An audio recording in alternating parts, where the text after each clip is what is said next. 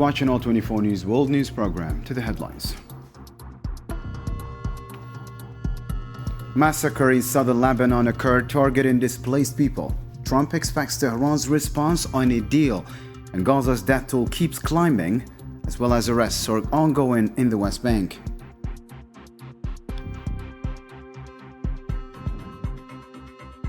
France reaches out to Algerian President Abdelmadjid Tebboune. Army General Saïd Chengriha says work together, but don't forget colonialism. And the community marks the 81st anniversary of the May 8 massacres.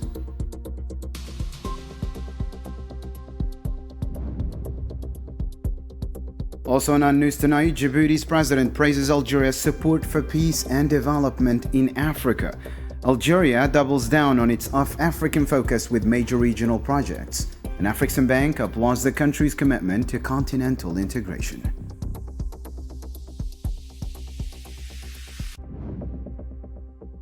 And calls for Spain to face its responsibilities toward the Reef Republic. Meanwhile, legal experts agree that France's stance on the matter is illegal.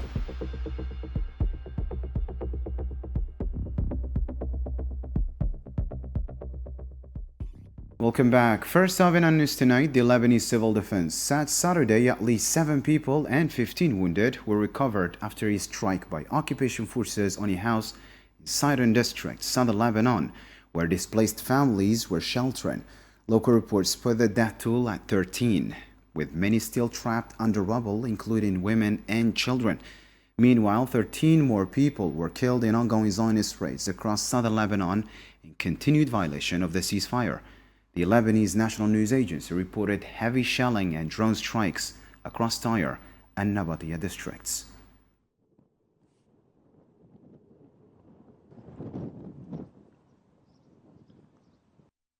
To other news, the Wall Street Journal, citing reliable sources, reported that talks between Washington and Tehran could resume in Islamabad as early as next week.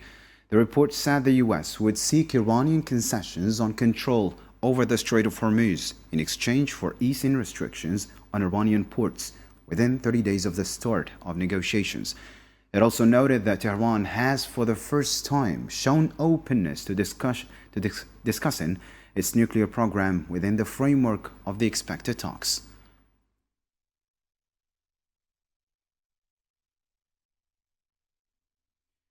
U.S. President Donald Trump said Saturday he expected a response from Iran on Washington's latest Middle East peace proposal. Speaking outside the White House, Trump said a message from Tehran was expected later in the day. He declined to say whether he delivered Iran was deliberately slowing the talks.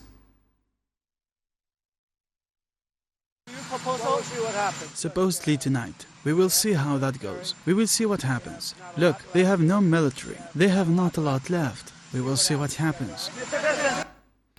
Residents of the Ashati neighborhood are devastated, with families left homeless after recent destruction.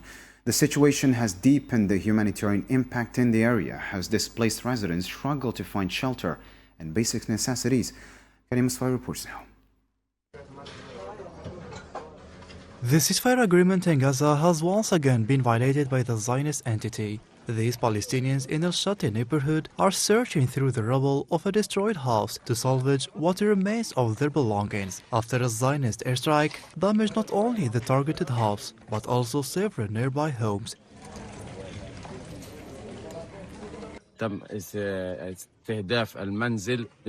The house was targeted by missile fired from an F-16, but it didn't explode. Then 10 minutes later, the house was struck again in a terrifying and horrific way. More than 10 families have been displaced because of this attack. We are supposed to be in a truce period, so it is obvious that targeting homes in areas like these constitutes a violation of the truce. There are at least 3 wounded, including, we have heard, a child and a woman.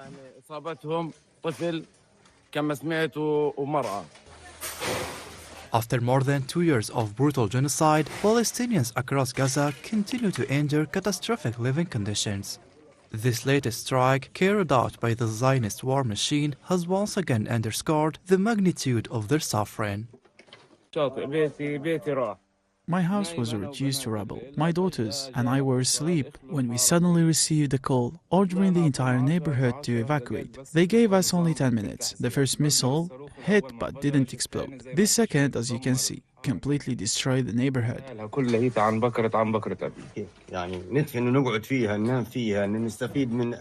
We have nowhere to go, nowhere to sleep, and we can't even get humanitarian aid, blankets, or anything else. There are no blankets, no food, no kitchens. As you can see, we have nowhere left to go. Where can my wife, my children, and I go? Amid these harsh conditions, aid organizations and local officials continue to warn that the situation in Gaza remains highly unstable, with repeated violations preventing any meaningful recovery for the population. It is worth noting that according to the Palestinian Ministry of Health in Gaza, the numbers of martyrs since the ceasefire began has reached 850. A young Palestinian man was killed early Saturday by occupation forces in Rahat in the Negev within the 1948 occupied territories. In the occupied West Bank, Palestinians were injured, one critically in the head, after an attack by Zionist settlers north of Ariha. Meanwhile, at least 21 Palestinians were arrested across the West Bank in early raids, including former prisoners. The Palestinian Prisoners Media Office said dozens were also subjected to field interrogations and assaults during operations in Qalqaliyah and Nablus.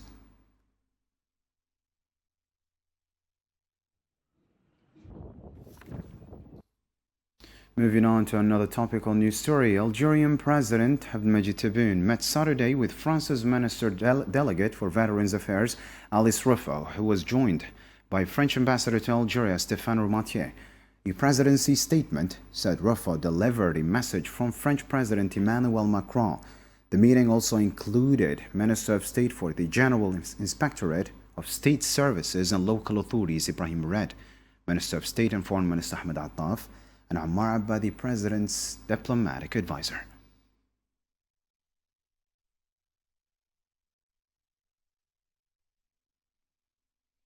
Minister Delegate to the Minister of National Defense and Chief of Staff of the People's National Army, General Saïd Chengriha, received French Minister Delegate Alice Ruffo on a working visit to Algeria with a high-level delegation.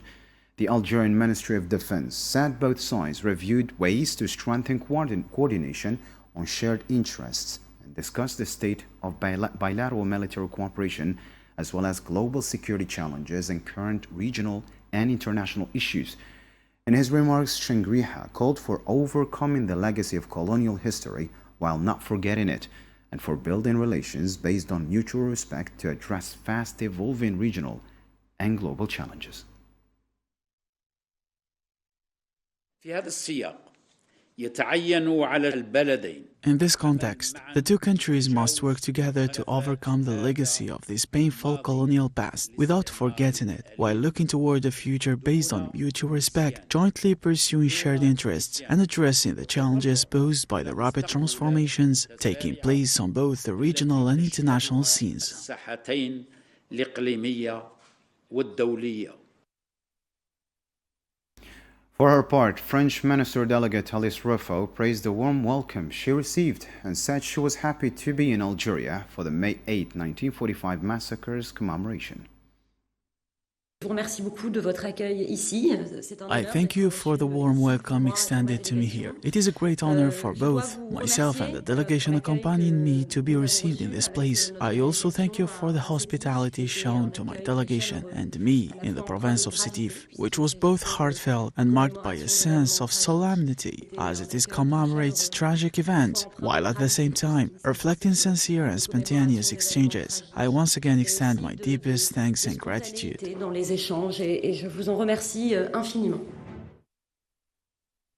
Several French cities hosted photo exhibitions featuring historical documents, images, and testimonies from that painful chapter of the Algerian history. The exhibits included film screenings on Algeria's fight against French colonialism for freedom and independence. Seminars also aimed to spark a constructive dialogue between Algerian and French historical narratives rooted in mutual understanding and respect, and to pass that history on to younger generations. Participants stressed the need for honest, joint historical work. Every year on May 8th, the people of Harrata city and villages alike remember one of the worst crimes French colonialism committed against Algerians. More than 8 decades later, that memory still cuts deep. It revealed colonialism's true face and hardened the belief that freedom comes only through sacrifice and struggle. Sofian Kantar has the story now. Harrata municipality in Bijaya province east of Algiers still carries the scars of one of the darkest chapters of the French colonial rule, a place where unarmed Algerians were massacred after demanding the independence they had been promised. 8 decades later, the region commemorates the tragedy, determined to pass the memory and sacrifice of the martyrs on to younger generations. Harrata was one of 3 major areas engulfed in bloodshed during the massacres of May 8, 1945. Here, the mountains still echo the cries of the victims, while the valleys preserve the memory of blood spilled in one of the most brutal crackdowns of the colonial era. They killed everyone, women, children, and the elderly. The others were taken to prisons in Constantine, and to this day, we don't know what happens to them. More than 80 years have passed, yet the memory of the massacres has never faded. Instead, it remains deeply rooted in Algeria's collective consciousness. 8 ماي 45 لصلنا. On May 8, 1945, our martyrs sacrificed their lives for our freedom. As the new generation, we continue to follow the past they traced with their blood. May 8, 1945 marked a turning point in the beginning of preparations for the Liberation Revolution, which was officially launched on November 1, 1954. Local authorities alongside Algeria's Minister of Mujahideen organized several official and public commemorations marking the anniversary. Children and young people were at the center of the ceremonies, a new generation embracing the values of patriotism and sacrifice inherited from their ancestors. The Mujahideen achieved liberation, and we continue to follow in their footsteps. In Harrata, as across Algeria, remembrance is far more than a symbolic occasion. It is a renewed commitment between a people and their history. For nations that preserve the memory of their martyrs know how to protect their identity, build their present, and shape their future.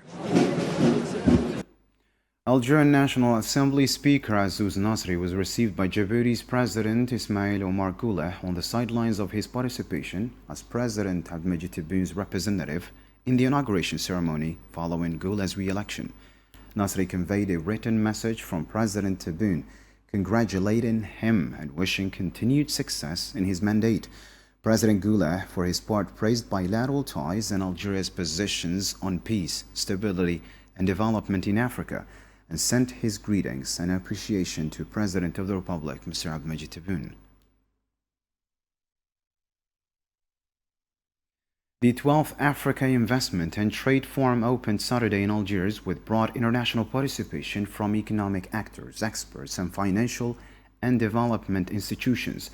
Organized with the African Union, the African Export-Import Bank, the Afrexim Bank, and the AFCFTA Secretariat, the forum brings together investors and business leaders to promote sustainable partnerships aligned with the Agenda 2063.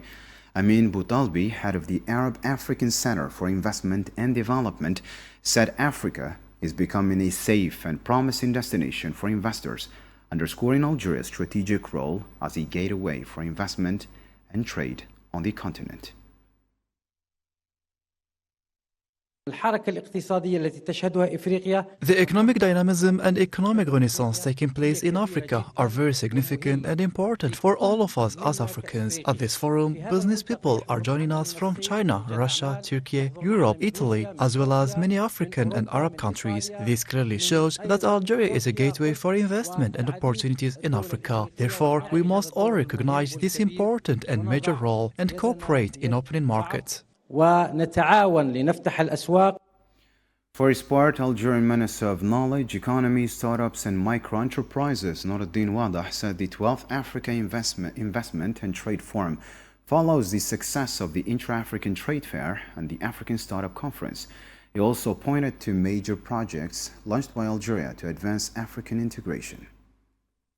This edition follows the resounding success of ETF 2025 and the fourth edition of the African Startup Conference. Today, we are working to ensure that the African Startup Conference complement these efforts in terms of digital transformation, the digital economy, and mastery of African technology. We are open and delighted to have African stakeholders participating in this initiative, which aspires to be a hub for African investors in the digital economy. The AFCFTA Secretary General Wamkele Mene said rising geopolitical and geo-economic tensions are pushing Africans to reassess the continent's position globally. He warned that instability in foreign markets is narrowing opportunities for Africa and its investments.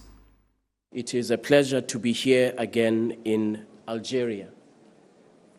We were here in September last year for a very, very successful intra-Africa trade fair, and I want to once again take this opportunity to congratulate Algeria and the government for a very successful event. Over $45 billion worth of trade deals and transactions that were concluded, a record in the history of hosting the intra-Africa trade fair.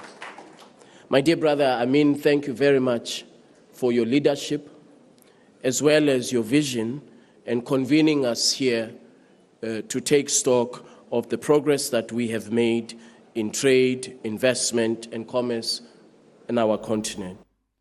African Union Commissioner Francesca Tachouabla praised Algeria's initiative to promote trade exchange strategies with African countries.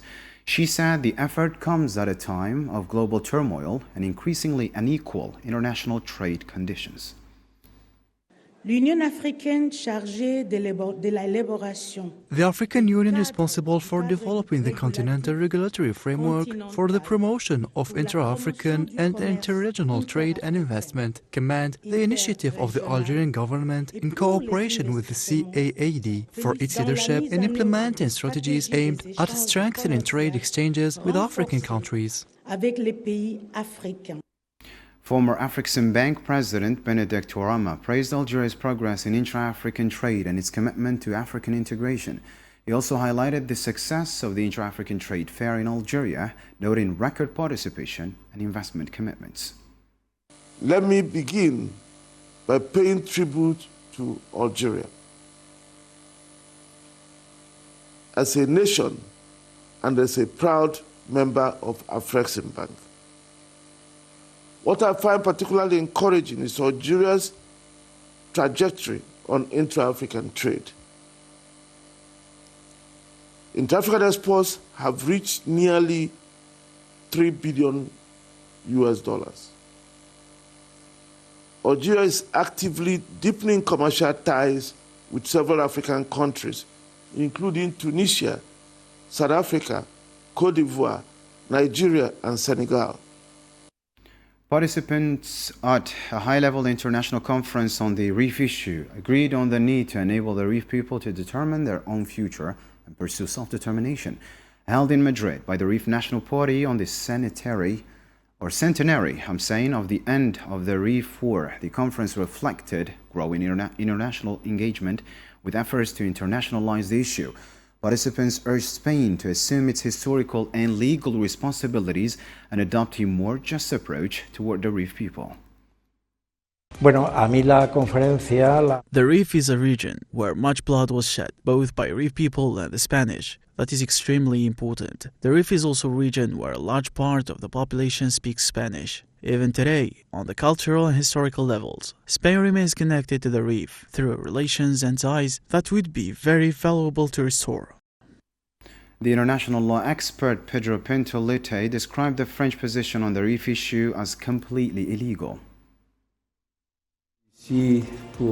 I'm here to support and stand by the Reef cause. It is a situation that closely resembles that of East Timor, although the Timor issue was presented before the United Nations as a non-self-governing territory. The Reef issue is naturally different because it came to be considered part of Morocco, largely as a result of the French position, which from a legal standpoint was entirely legitimate.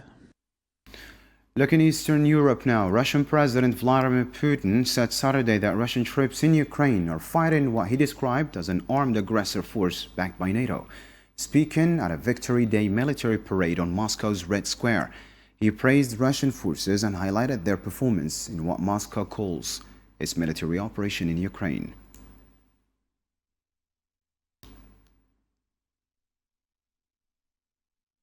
Russia and Ukraine are blaming each other for breaking Moscow's Victory Day ceasefire. Russia says it downed more than 400 Ukrainian drones since midnight, around 100 near Moscow. Ukraine says Russia launched 67 drones overnight. President Volodymyr Zelensky confirms his country's hit 2 Russian oil refineries, ceasefire or not. The Kremlin has tightened security and scaled back celebrations, leaving military equipment out of the parade for the first time in nearly 20 years.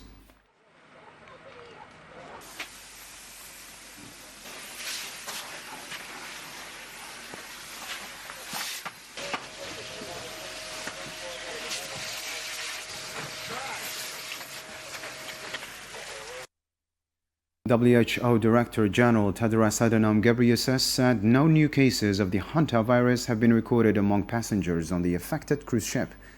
In a post on his platform on X, he said he would personally oversee the safe disembarkation of passengers after the hantavirus outbreak, as the vessel arrived in Spain's Canary Islands on Saturday. 8 cases have been confirmed so far, including 3 deaths, all among passengers on the Dutch-flagged cruise ship.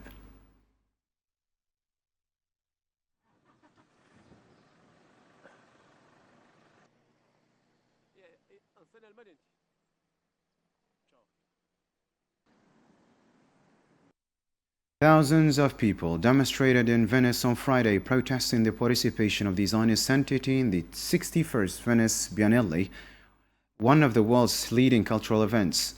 The protest called by the Art Not Genocide group brought together artists and activists who waved Palestinian flags and held banners rejecting the use of art to whitewash genocide. Inside the exhibition, more than 15 international pavilions reportedly declared a partial or temporary strike, rejecting the normalization of the occupation's presence in cultural spaces.